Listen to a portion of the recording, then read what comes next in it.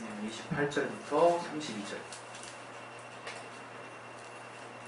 예, 우리 같이 한번 우리 합독하겠습니다. 시작. 그러나 너희 생각에는 어떠하뇨? 한 사람이 두 아들이 있는데 마다들에게 가서 이르되 예, 오늘 포도원에 가서 일하라 하니 대답하여 아버지여 가겠소이다 하더니 가지 아니하고 둘째 아들에게 가서 또 이같이 말하니 대답하여 실소이다 하더니 후에 뉘우치고 갔으니 그들 중에 누가 악의 뜻대로 하였느냐? 가로되 둘째 아들이니이다. 예수께서 저희에게 이르시되 내가 진실로 너희에게 이르노니 세리들과 창기들이 너희보다 먼저 하나님의 나라에 들어가리라. 요한이 의로 너희에게 왔거늘 너희는 저를 믿지 아니하였으되 세리와 창기는 믿었으며 너희는 이것을 보고도 동시 뉘우쳐 믿지 아니하였도다. 아멘.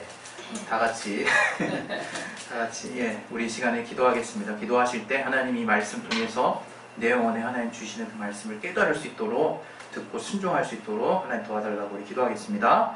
하나님 아버지 도와주시는 교회 주시옵소서. 우리에게 또 내게 말씀을 주시고 깨닫게 주시고 도와주시옵소서. 알게 하여 주시고 도와주시옵소서. 주님의 알게 해주시고 깨닫게 하시는 귀한 은혜가 우리 안에 넘칠 수 있도록 도와주시옵소서. 아버지 붙들어 주시옵소서. 내게 말씀의 지혜와 지식과 능력 주시옵소서. 주여 참으로 역사해 주시고 인도해 주시옵소서. 주께 참으로 감사하며 예수 이름으로 기도했습니다. 아멘. 우리 하나님은 모든 믿는 자의 아버지가 되십니다. 그래서 우리가 이 땅에 육신의 아버지도 있기 때문에 참 아버지라는 말을 또 우리가 성경을 통해서 듣습니다. 그것은 분명 우리의 육신의 아버지도 아버지지만 정말 우리의 육신의 아버지는 이 땅에 우리가 사는 동안만 우리를 책임져 줄 수 있는 또 우리와 함께 하시는 분이고 또 우리의 참 아버지 되시는 하나님은 진정으로 이 땅의 삶뿐만 아니라 앞으로 또 우리에게 주어질 그 영원한 나라의 삶까지도 하나님이 계속해서 책임져 주시는 분이라는 의미에서 우리의 참 아버지라고 말씀하는 것입니다. 그래서 여러분이 이 아버지에 대해서도 하나님이 우리의 아버지가 되신다 하는 것을 여러분이 신앙 가운데 나름대로 많이 누리고 있다라고 저는 생각해요. 그리고 그것이 근간이 돼서 우리의 신앙을 지금 이루고 있다라고도 그렇게 믿습니다. 그러나 여전히 제 생각에 또 제 신앙생활을 보더라도 내가 참 아버지를 아버지라고 생각하지 않는구나 라고 생각하는 그런 어떤 삶의 신앙에서 또 빗나간 부분들을 종종 보기 때문에 하나님이 우리의 참 아버지가 되신다라고 하는 그 사실에 대해서 우리가 조금 더 알아봐야 되겠구나 하는 생각이 정말 들었어요. 하나님이 우리 아버지가 되신다는 게 무엇일까요? 저는 여러분 모두가 하늘에서 뚝 떨어진 분들이 아니기 때문에 아버지, 더 우리가 구체적으로 알 수 있게 표현하면 부모님을 다 모시고 있는 사람들이라 아버지, 어머니의 마음이 어떠한 것인지를 이제 때가 되면 또 정도의 차이는 있을지라도 어느 정도 알 수 있을 것이라고 생각합니다. 그러나 우리가 그냥 이런 정도의 차이뿐만 아니라 정말 하나님 아버지의 마음을 정말 성령으로 알아가는 것은 너무나 중요한 문제라는 거예요. 너무나 중요한 문제. 왜? 우리의 지금 신앙의 현주소가 내가 하나님의 자녀라는 것이기 때문이에요. 내가 하나님의 자녀이기 때문에 나의 아버지가 계시다는 것을 우리는 부인할 수 없는 거예요. 때로는 우리가 신앙생활 할 때 뭐 이렇게 나 혼자 하는 것 같고 벽치기 하는 것 같고 또 맨땅에 헤딩하는 것 같은 그런 척박함이 들 때가 종종 있어요. 그러나 우리가 절대로 분리하지 말아야 되는 생각은 우리가 그리스도인이라면 또 믿는 자라면 우리는 제일 우선적으로 하나님의 자녀라는 거예요. 하나님의 자녀. 그것은 우리에게 우리의 삶을 평생 책임져 주시는 참 아버지가 계시다는 거예요. 참 아버지가. 그 사실에 우리가 무엇보다 정말 위로를 얻기를 바라요. 저는 신앙을 처음에 신앙 처음 가졌을 때 정말 하나님이 만능이라고 생각했어요. 진짜 모르겠어요. 제가 기억력이 좀 딸려서 그런 건지 몰라도 웬만한 건 다 들어주셨다는 생각이 들어요. 그냥 물론 이 중에는 하나님이 초창기부터 척박하게 어떻게 연단하셨던 분도 있을 수 있어요. 그러나 어떤 제 경험을 돌아보면 하나님이 저를 이렇게 뭔가 이렇게 계속해서 정말 이렇게 기도할 때 참 응답이 좀 좋았다는 생각을 정말 해요. 무난하게 들어왔는데 이제 이것이 하나님의 저를 성장시키기 위한 절차가 아니었나 지금은 그렇게 생각하는데, 때가 또 딱 되니까 정말 여느 다른 신앙하시는 분들과 같이 성장을 하면 그 성장통이 있는 것처럼 이게 좀 응답이 좀 덜하고 그런 것 같더라고요. 진짜 응답이 덜하다는 건 정말 완곡한 표현이고, 도리어 내가 집중적으로 기도하는 내용마다 안 들어주셨다는 생각이 들 정도로, 이게 내가 정말 믿음이 생기면 어떻습니까? 하나님께 기도하면 하나님이 역사하시는구나 하는 걸 분명히 알게 되기 때문에, 들으신다는 걸 알기 때문에, 또 나의 아버지라는 것이 믿음이 확 들어오니까 무엇이든 처음에 구하고 정말 대부분 들어주신다는 생각을 내가 갖고 있어서 정말 더 믿음이 되죠. 그래서 그 믿음만 가지고 하나님께 막 구하는데 어느 날 하늘이 닫힌 것 같은 느낌이 살짝 드는 날이 온다 이거예요.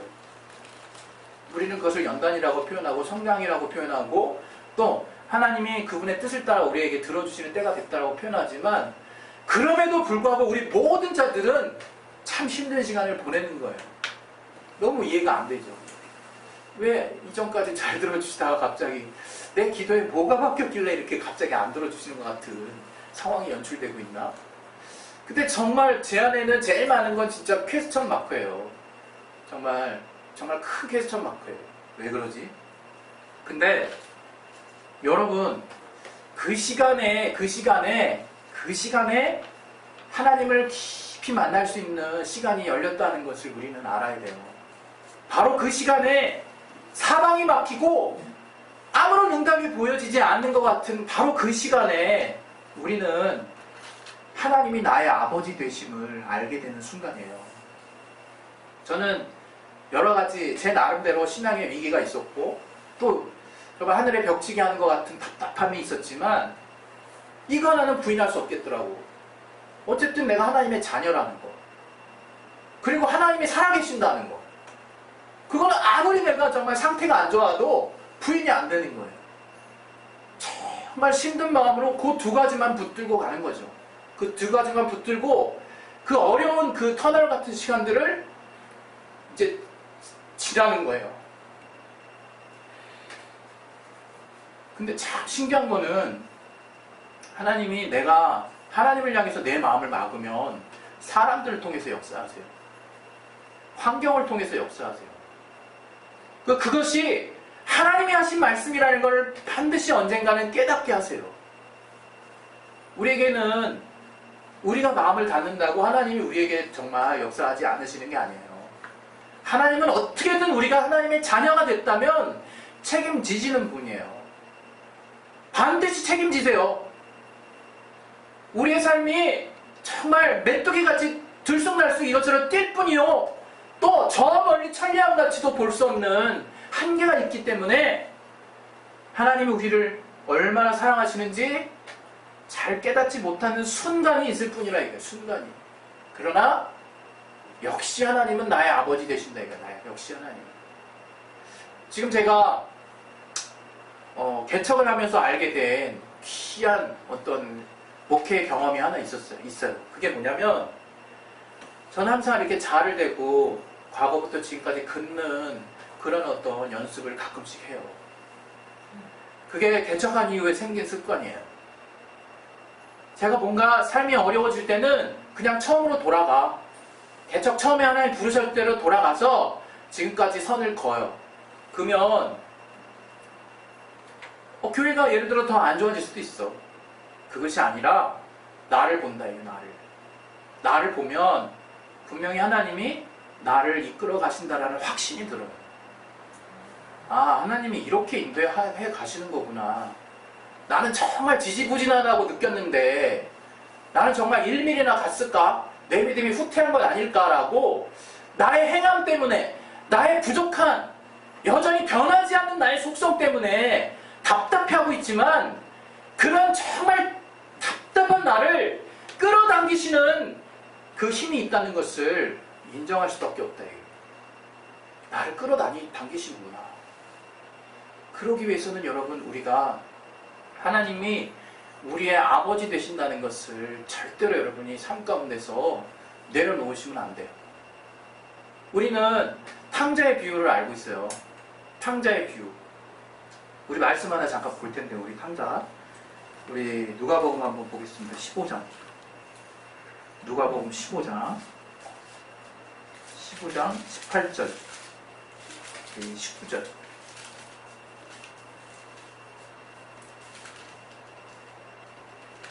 자, 읽겠습니다. 시작. 내가 일어나 아버지께 가서 이르기를 아버지여, 내가 하늘과 아버지께 죄를 얻었사오니 지금부터는 아버지의 아들이라 일컬음을 감당치 못하겠나이다. 나를 품꾼의 하나로 보소서 하고. 그때 20절을 같이 또 읽어보면 이에 일어나서 아버지께로 오라 하니라. 아직도 상거가 먼데 아버지가 저를 보고 친근히 여겨 달려가 목을 안고 입을 맞추니. 그 이유는 우리가 더 아니까. 근데 우리가 하나님 앞에 아버지의 관계 안에서 하나님이 우리에게 요구하시는 것이 있더라고요. 저는 그 부모와 자식 간의 관계 안에서도 정말 좋은 부모님과 좋은 자녀의 관계가 유지돼야 한다라고 생각해요. 되게 정말 형식적인 말씀을 드릴 수 있겠지만 에베소서 6장에 이런 말씀이 있어요. 부모가 자녀를 노여워하지 말고 주의 교양과 훈계로 양육하라는 말씀이 있어요.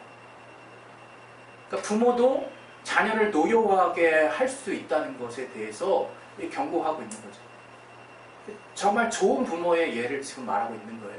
그리고 더불어서 주의 교양과 훈계로 양육하는데, 그 교양이라는 것은 바르게 한다라는 뜻이에요. 바르게 한다. 그리고 그 훈계는 온건한 책망을 말해요. 온건한 책망. 그것을 통해서 우리의 육신의 부모도 자녀를 올바르게 키울 수 있다는 거예요. 올바르게. 그런데 여러분이 더 확실하게 알아야 되는 것은 우리 하나님도 그런 분이라는 거예요. 그런 분. 우리 하나님도 정말 하나님의 그 온유하신 그 성품으로 때로는 우리를 또 훈계하시고 또 우리를 또 권면하시고 우리를 그 주의 말씀 안에 들어가기 위해서 계속적으로 시도하시는 분이라 이거예요. 그래서 우리가 정말 주님 앞에 뉘우치는 게 대단히 중요하다 이거예요. 그런 주님의 우리를 향한 온건한 훈계가 있을 때, 우리가 그것을 깨닫고 돌이키고 뉘우치는 것이 대단히 중요하다는 거예요. 이 탕자의 비유에서 절정은 아들이 아무리 정말 하나님의 뜻에 어긋나서 허랑방탕하게 썼다가 주제가 아니라 저가 그래서 아버지 앞에 종으로 쓰임받는 상태가 됐다는 것도 중요한 게 아니고 저의 마음이 이제 완전하게 돌아섰다는 거예요. 후회하게 됐다는 거예요. 내가 이제 하늘과 아버지께 죄를 얻었다라고 표현을 하고 이제 완전하게 정말 자신의 삶을 돌이킨다라는 거예요.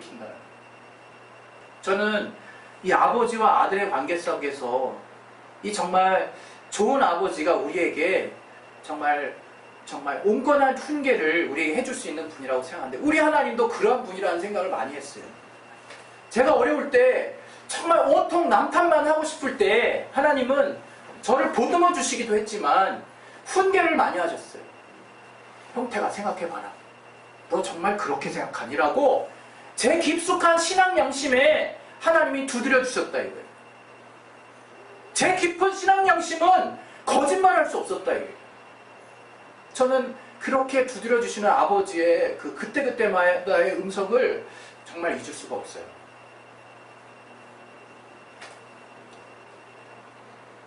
그게 여러분 앞에 제가 지금 부족하지만 목사가 되어 있는 현실이거든요.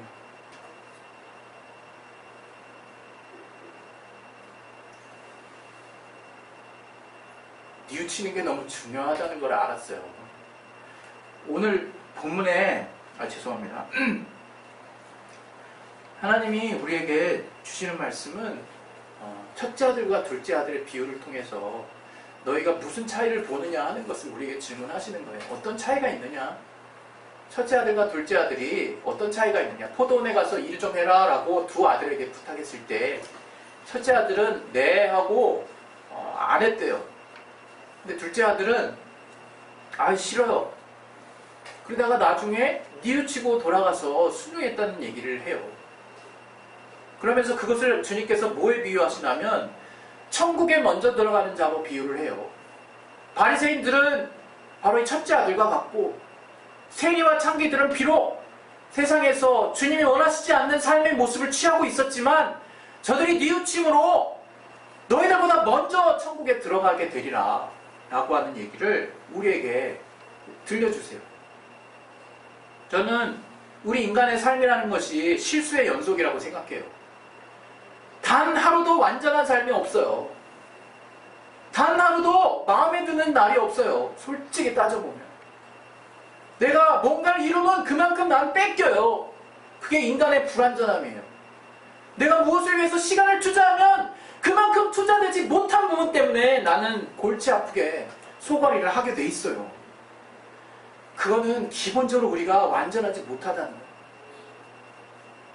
그런데 그런 우리의 마음, 그런 우리의 상태를 누구보다도 우리의 아버지가 되신 하나님이 잘 아신다는 거예요. 너무나 잘 아신다는 거예요. 너무나 잘 헤아리고 계시고 깊이 있게 주님이 이해하고 계신다는 거예요. 그 사실이 대단히 중요한 거예요. 하나님이 내가 이렇게 실수만인 자요. 매 순간 정말 주님의 앞에 불순종할 수 있는 자라는 것을 하나님도 너무나 잘 이해하고 계신다는 거. 그러나 주님은 그런 우리들에게 정말 오묘한 훈계를 하시고 싶으신 거예요. 그분의 사랑이 담긴 말씀을 한마디 던져주고 싶으신 거예요. 그렇게 주님을 정말 벗어나고 싶은 우리들에게 정말 무엇이 정말 너를 위해 무엇이 정말 옳은 것인지를 우리에게 툭 던져 놓으신다 이거예요. 그때 우리가 과연 뉘우칠 준비가 되어 있느냐, 바로 그거예요. 그때 우리가 그 하나님의 온유한 심성으로 전혀 위협이 되지 않는 그런 하나님의 따뜻한 권고를 우리가 전심으로 받아들일 수 있겠냐, 그게 관건이에요. 결국에는 아무나 뉘우치지 않습니다. 우리의 삶이 변하지 않는 것이 우리의 행함의 문제 때문이라고요. 주님 애시당초 우리에게 행함을 기대하지 않으세요. 근데 그 뉘우침을 뭘로 주님이 분별하실 거냐, 이게 우리에게서. 단지 주님 앞에 중심으로 회개하면 그걸 주님이 받으시는 것이냐? 중심으로 회개하면 삶이 변하는 거예요. 여전히 실수가 있고 여전히 오류가 있지만 삶이 변하게 돼 있어요. 주님은 우리 중심에 그것을 보고 싶어 하시는 거예요. 우리 중심에 그렇게 변화된 내 마음의 중심을 꿰뚫고 들어간 하나님의 말씀이 내 안에 뿌리를 내리고 심겨져서 내 삶이 변화하게 되는 그 모습을 보고 싶어 하신다 이거예요. 그게 바로 뉘우친 자의 모습이래요. 그게. 여러분, 하나님이 우리에게 정신없을 때 항상 말씀하신다는 거 기억하세요. 늘 내 상태가 최적일 때 말씀 주신다고 생각하지 마시고, 정신없고 아무것도 돌아볼 수 없고 하나님 말씀이 조그매졌을 때 그것을 최고의 가치로 들을 수 있는 그 귀를, 그 마음을, 그 마음밭을 주님이 기다리고 계신다는 것을 기억하시라.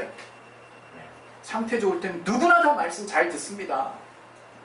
하나님 말씀 잘 들을, 그래서 많은 영혼이 함께 기도하고 있는 그 현장에서는 내 기도도 잘 될 수밖에 없어요.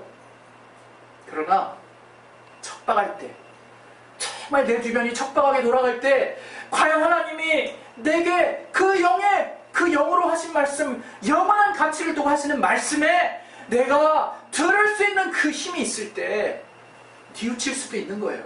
그런 사람이 왜 뉘우치지 않냐고 한번 잘 생각해 보세요. 여전히 나는 내 육신을 따라, 여전히 정말 나는 편함을 따라, 나는 여전히 나의 삶의 잘됨을 따라서만 선택을 했지, 그것이 안 될 때 기도했지, 내가 안 돼도 상관없이, 환경이랑 상관없이 열매 맺고자 하는 그 믿음이 정말 하나님이 주시는 그 말씀에 의해 강력하게 내 안에 심겨졌는지 돌아봐야 된다. 제가 이막가라는 거 아마 대부분 아실지 모르겠어요. 그래서 그 자연을 이렇게 탐구하는 시간이 많았어요, 교수님들하고. 근데 북한산이나 우리나라 주요 산은요, 주로 화강암질이에요. 화강암이라는 거는 되게 단단하고 사실 틈이 별로 없는 암석이에요.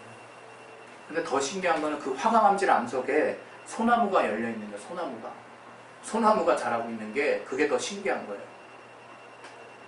어떻게 이해할 수 없지만 성경에는 분명히 돌밭에 떨어진 그 씨앗에 대한 이야기를 하고 있어요.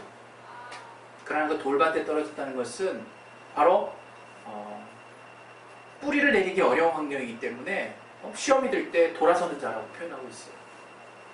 근데 신기하게 실제 우리의 삶에서는 그런 소나무를 우리는 눈으로 보고 있어요. 그 나무는 도대체 어떤 나무길래 그 뿌리 내릴 수 없는 환경에서 뿌리를 내리고 이렇게 잘 자라고 있는 거지? 우리가 그 모습을 통해서 힌트를 얻어야 된다고 생각해요. 그 소나무는 특히 적송이라고 하는 그 소나무는 정말 우리나라에서 유명한 소나무예요. 그게 막 이렇게 비틀비틀하는 이유, 환경이 어려워서 해를 찾아 정말 흔들리는 모습을 여러분 보셨습니까? 우리가 보기엔 멋있다 하죠. 그러나 그 모습은요, 살기 위한 생존이에요. 해를 찾아서 몸이 통째로 이동하는 현장이라 이거예요. 그리고 뿌리를 깊이 내서 어떻게든 그 바람과 비에서 버틸 수 있게 자기 각도를 유지하는 몸부림이라 이거예요. 그래서 딱 보면 우리를 보면, 야, 저 나무, 저 바위에 저 소나무 멋있네 하고 정말 카메라를 찍는 그런 대상이 될지 몰라도, 그 소나무에게는 정말 하루 앞날을 예견할 수 없는 그 정말 척박함 속에서 계속해서 생존하기 위한 투쟁을 하고 있는 현실적인 모습이라 이게. 여러분, 우리는 믿음에 그렇게 깊이 뿌리를 내려야 돼요. 여러분, 우리가 좋은 땅에 뿌렸다는 걸 자꾸 오해하는 것 같아요. 마치 어떤 누군가의, 어떤 무언가의 도움에 의해서 나는 지금 좋은 땅이 되면 되겠구나라는 막연한 생각들을 하고 있는 경우가 있어요. 좋은 땅은 정말 나의 연단이에요. 좋은 땅은 내가 믿고자 하는, 내가 순종하고자 하는 의지가 대단히 중요하다 이거예요. 절대로 그냥 좋은 땅이 되는 게 아니에요. 돌밭이 되던가 길가가 되던가 아니면 가시덤불 위에 뿌려지던가, 그런 환경과 상관없이 하나님 말씀하시는 좋은 땅은 우리가 상상할 때는 정말 영양분이 많은 옥토 같은 생각을 상상할 수 있겠지만, 그것이 바로 우리 마음이라는 거예요. 그렇다면 우리 마음은 우리 주변의 환경에 영향받지 아니하고 착한 마음으로 정말 그 말씀을 받아서 바로 인내함으로 그 말씀을 지켜서 결실하는 자라고 표현하고 있다. 우리는 그 말씀을 인내함으로 또 끝까지 지켜서 결실하는 그 믿음과 순종이 누구보다도 가장 많이 훈련받아야 될 부분이라. 가장 강력해져야 되는 부분이라. 우리는 환경에 따라서 그때그때 흔들리는 자가 아니에요. 절대로. 환경에 순응하는 자도 아니에요. 정말 안타깝지만 환경을 이기는 자라. 이게 환경을 이기는 자, 환경에 카멜레온처럼 순응하는 자가 아니라 환경이 어떻게 돌아가도 주의 말씀이 이렇다면 뚫고 나가는 자가 바로 뿌리를 말도 안 되는 땅에 깊이 내리는 소나무와 같은 믿음을 가진 우리에게 하나님 요구하시는 믿음이라 해. 그거 없으면 힘들다고 이미 주님이 단언하셨어요. 우리에게 세상에서는 환난을 당한다라고 이미 말씀하셨다 이게. 그러나 담대하라, 내가 세상을 이겼다. 그 믿음이 너희 중심까지 뿌리 내릴 수 있도록 절대로 흔들리지 말라는 거예요. 어떻게 받아들이겠습니까 이걸? 제가 그 어렵고 척박한 시간을 보냈을 때, 아무것도 응답되지 않았을 때 하나님은 저와 교제하셨어요. 내가 이건 이런 게 아니지, 이건 이런 게 아니잖아. 물러나지 말고 잠깐 와봐. 계속 저는 그렇게 하나님과 대화한 거예요. 여기까지 온 거예요. 하나님, 엄마 이해할 수 없어요. 하나님, 아버지 이해할 수 없어요. 하나님, 내 길 이해할 수 없어요. 하나님 정말 이렇게 가는 게 맞는 거예요. 하나님 전 장남이에요.